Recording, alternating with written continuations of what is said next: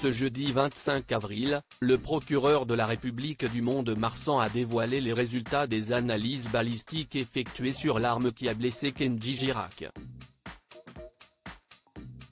Les résultats écartent la thèse de l'accident. Ce jeudi 25 avril, Olivier Janson, procureur de la République du Mont-de-Marsan, a donné une conférence au sujet de l'affaire Kendji Girac. En début de semaine, le chanteur a été blessé par balle au niveau de la poitrine, alors qu'il se trouvait dans sa caravane, sur une aire d'accueil pour les gens du voyage, à Biscarrosse. Auprès des enquêteurs, l'artiste a confié avoir été victime d'un accident dû à la mauvaise manipulation d'une arme achetée la veille dans une brocante. Mais la version des faits de l'ancien gagnant de The Voice est remise en cause. Lors de sa conférence de presse, le procureur a dévoilé les résultats des analyses balistiques faites après l'ouverture d'une enquête pour homicide involontaire.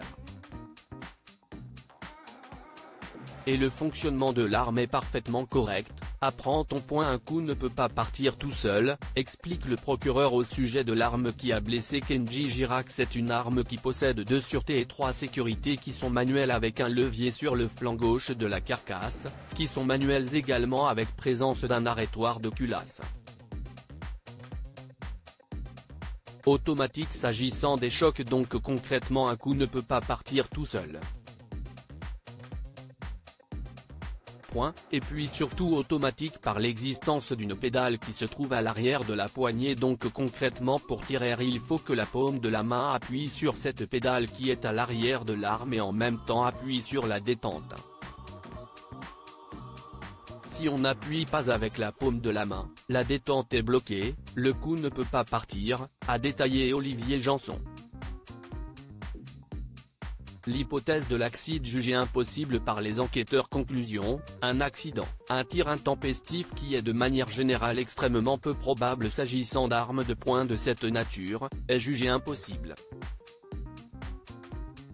Il ne peut pas y avoir de coup de feu sans qu'on ait mis en fonctionnement cette arme et qu'on ait utilisé très clairement les préconisations en la matière, a ajouté le procureur de la République, avant de préciser que Kendji Girac pratique de manière assez régulière le tir dans un club. Il manipule des armes de cette nature, c'est quelqu'un qui connaît le fonctionnement d'une arme. Les enquêteurs font en revanche face à une difficulté. Il ne sera pas possible de pouvoir procéder à une identification des personnes qui ont manipulé l'arme, trop de tiers l'ayant eu en main après les faits.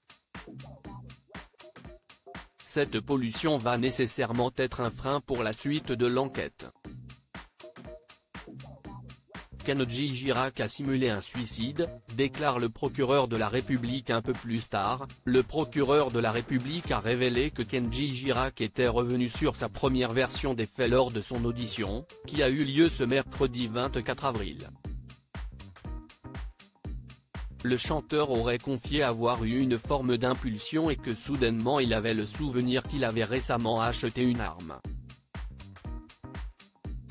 Il est donc revenu sur sa première version.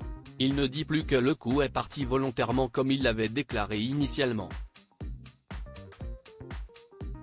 Il dit que cette impulsion consistait à faire peur à sa femme, à vouloir l'impressionner, a déclaré la procureure, qui évoque des tensions dans le couple du chanteur.